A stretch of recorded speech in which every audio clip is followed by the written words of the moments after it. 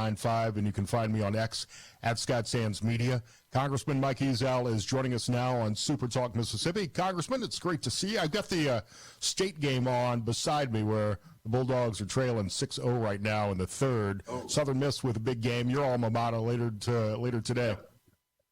Outstanding. I'll tell you this, I like your intro on your music there. That's my era of music.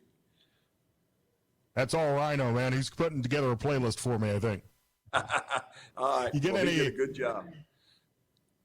You get any sleep last night after the 1 a.m. meeting, House Rules Committee meeting? I'll tell you this. I thank God I'm not on the Rules Committee right now. And so I did. I was pretty late last night, but yeah, up early this morning, out the door, ready to go to try to get this country rolling again. So as of this morning, I wasn't able to find what the final changes to the package are. Do you know what changes have been made as part of President Trump's one big beautiful bill? I don't, and I'm anxious to get it. I know that there's still a lot of conversation going on. I know Rules are still meeting this morning, and so, you know, as soon as we can get them, you know, we'll be getting something out, I'm sure, later at some point, working on that. But right now, I don't have the details, but I'm anxiously awaiting for them so that we can continue on with President Trump's agenda so we can get things rolling again.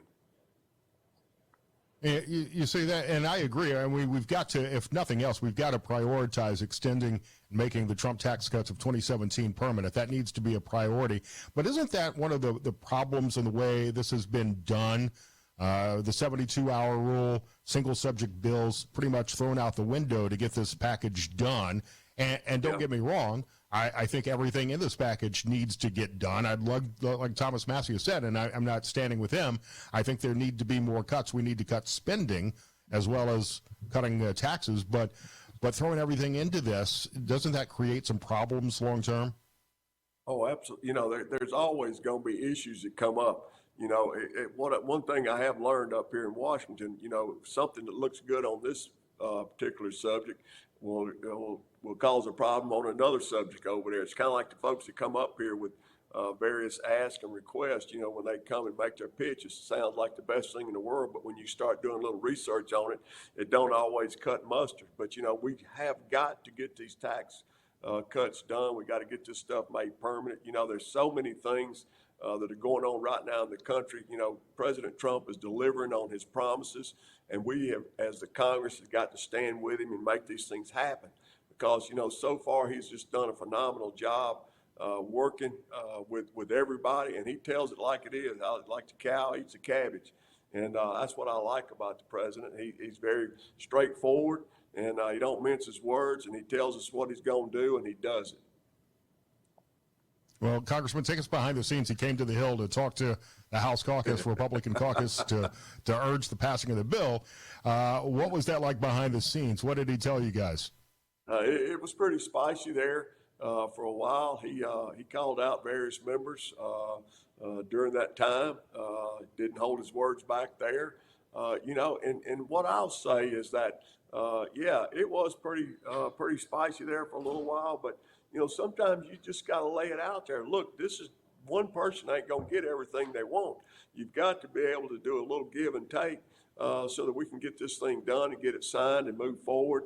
But that's what I like about the president. When he tells you something, he means what he's saying, and he does what he says, and I'm very proud to be supporting him. And, yeah, it was pretty spicy. So at the end of the day, once we know everything that's in the bill, do you think the Republicans will come together and pass this? You've got such a slim majority in both the House and the Senate that you really can't afford to lose more than 2 or 3 votes. Yeah, I believe it's going to happen. I'll tell you this. I cannot tell you how many times over the last several months that I've heard various people count Speaker Johnson out. He can't get this done. He's not going to get that done. And at the end of the day, he gets it done. And I tell you what, he's got the patience of Job, needs our prayers. He's a good man, and he's a good team builder. And even with some of the folks that are the hardest standouts, he seems to be able to get them to come across the finish line, and I feel good about it. And I know we got to get this done at the end of the day so we can continue to support the president. So the factions that you're battling against within your own party are the Freedom Caucus members who aren't happy with the limited number of cuts, and the other group of Republican lawmakers who want more SALT cuts, the state and local tax deduction, where I don't want to be paying for high taxes in New Jersey and New York and California and Massachusetts. I understand that their taxes are high, but that's the problem that they could fix in their own state and should fix in their own state. Don't make the rest of the country pay for their errors. That's exactly right. And that's where you got to have some give and take. They got to understand that, the life that we live and the way that we conduct business here and the way that our, economy runs. We're not New York. We live in Mississippi because we want to live in Mississippi.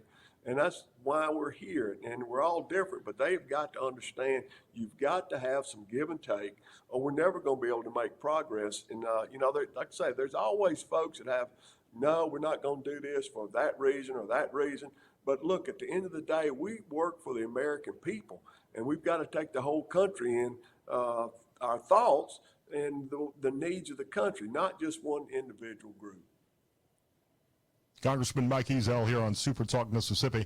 Congressman, the Attorney General, state's Attorney General, is on the border today. That's obviously been one successful initiative of President Trump's in the first 100 some odd days, is securing our border. Illegal crossings are down to record lows. Deportations are up. He's winning some court battles, although there's certainly an ongoing legal challenge there. This has been one of your focuses since you've taken office. Yes, sir. As a former sheriff and law enforcement officer, I know the way things work when it comes to border security and these bad actors that come across the border. President Trump has delivered on this promise, and that's part of this bill that we're trying to get passed so we can continue to support our agents, our Border Patrol, provide more funding for them so they can get the job done, deporting these illegals, keep them from coming in the country. We can extend the border wall. We're going to provide more opportunities for our agents to do their jobs, which they were completely cut out of for the last 4 years under this terrible Biden administration. And now that we got a law and order president in there, we're going to get this done. And that was one of the big promises that, and we heard that more and more and more over the last couple of years. Get these bad actors out of here. Stop this madness at the border. And, all the fentanyl and all the drugs and the illegals coming across, killing Americans. And so President Trump has delivered on this. We've got to get this done. Congressman, I know it's kind of a breach of decorum for you to criticize your colleagues on the House floor, but you've got members of Congress who are trying to bust into detention facilities. You've got other members who are defending gang members. Your thoughts on your colleagues who have taken these outrageous stances publicly? Well, I can tell you exactly what my thoughts are. It'd be the same thing if I was sheriff and I was standing on the line and somebody showed up and tried to bust up what we were doing. They would have had the handcuffs put on them right then and there. We wouldn't be waiting around to go sign charges on the local level. And this is absolutely ridiculous. There's a way of making your point of something you don't agree with, but it's not about disrupting law and order in a facility that's operating under the United States government. I mean, that's just absolutely outrageous. And these people need to be charged for breaking the law. And I would stand behind that 100%. Congressman, I don't want to put you on the spot on this, but there was an interesting moment yesterday with Homeland Security Secretary Kristi Noem, and I'll have Tricia McLaughlin on with me later today. Senator Josh Hawley from Missouri was complaining about not receiving FEMA funds for disaster relief. We're dealing with some of the same issues in counties here in Mississippi. Yeah. Have you had any conversations with DHS or FEMA to get these relief funds back to Mississippi so the state can begin repair and cleanup? 100%. I tell you, since day one, I've been fighting with FEMA in this office, along with the Army Corps of Engineers. FEMA is nothing but one big wad of red tape. All they would rather do is take a municipality to court to try to stop them from getting their funding. They still owe the city of Biloxi over $100 million from Katrina.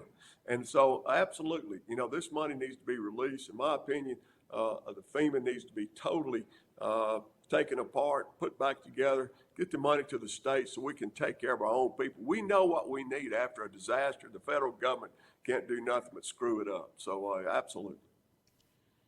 Yeah, I think President Trump obviously wants to disband FEMA, get the money back to the states who know where the issues are and can better quickly disperse those funds to the areas that need help.